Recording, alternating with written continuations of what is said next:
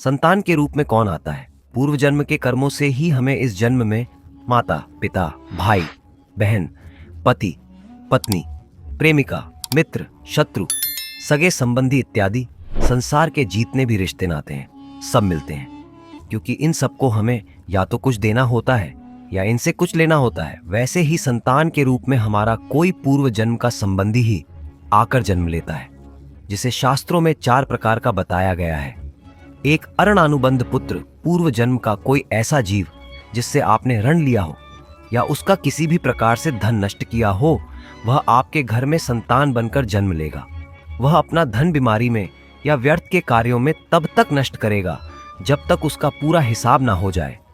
2 शत्रुपुत्र, पूर्व जन्म का कोई दुश्मन आपसे बदला लेने के लिए आपके घर में संतान बनकर आएगा। बड़ा होने पर वह माता पिता से मारपीट झगड़ा करेगा या उन्हें सारी जिंदगी किसी न किसी प्रकार से सताता ही रहेगा। वह हमेशा कड़वा बोलकर उनकी बेइज्जती करेगा और उन्हें दुखी रखकर ही खुश होगा। 3 उदासीन पुत्र, इस प्रकार की संतान न तो माता पिता की सेवा करती है, न ही कोई सुख देती है। वह उन्हें उनके हाल पर मरने के लिए छोड़ देती है। विवाह होने पर यह माता पिता से अलग हो जाते हैं और उनकी चिंता नहीं करते हैं। 4 सेवक पुत्र, पूर्व जन्म में यदि आपने किसी की खूब सेवा की है तो वह अपनी की हुई सेवा का ऋण उतारने के लिए आपकी सेवा करने के लिए पुत्र बनकर आता है। जो बोया है वही तो काटोगे। यदि अपने माता पिता की सेवा की है तो ही आपकी संतान बुढ़ापे में आपकी सेवा करेगी, वरना कोई पानी पिलाने वाला भी पास ना होगा। आप ये ना समझे कि यह सब बातें केवल मनुष्य पर ही लागू होती हैं।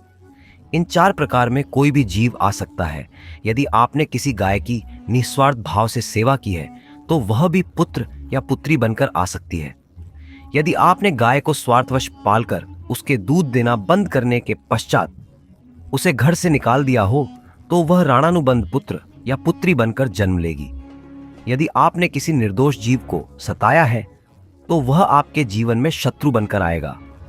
इसलिए जीवन में कभी किसी का बुरा ना करें, क्योंकि प्रकृति का नियम है कि आप जो भी करोगे उसे वह आपको इस जन्म में या अगले जन्म में 100 गुना वापस करके देगी। यदि आपने किसी को 1 रुपया दिया है तो समझो आपके खाते में 100 रुपये जमा हो गए। यदि आपने किसी का 1 रुपया छीना है तो समझो आपकी जमा राशि से 100 रुपये निकल गए। जरा सोचिए, आप कौन सा धन लेकर आए थे और कितना साथ लेकर जाओगे? जो चले गए वे कितना सोना चांदी साथ ले गए। मरने पर जो सोना चांदी धन दौलत बैंक में पड़ा रह गया, समझो वह व्यर्थ ही कमाया।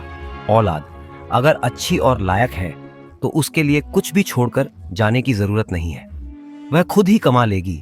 और औलाद अगर बिगड़ी या नालायक है तो उसके लिए जितना भी धन छोड़कर जाओ वह चंद दिनों में सब बर्बाद करके ही चैन लेगी। मैं मेरा तेरा और सारा धन यहीं का यहीं धरा रह जाएगा, कुछ भी साथ नहीं जाएगा। आपको ये वीडियो पसंद आया हो तो जरूर लाइक करें और नोटिफिकेशन बेल आइकॉन को दबाना न भूलें। हम मिलते हैं आपको अगले वीडियो में एक और रोचक कहानी के साथ। तब तक के लिए राधे राधे।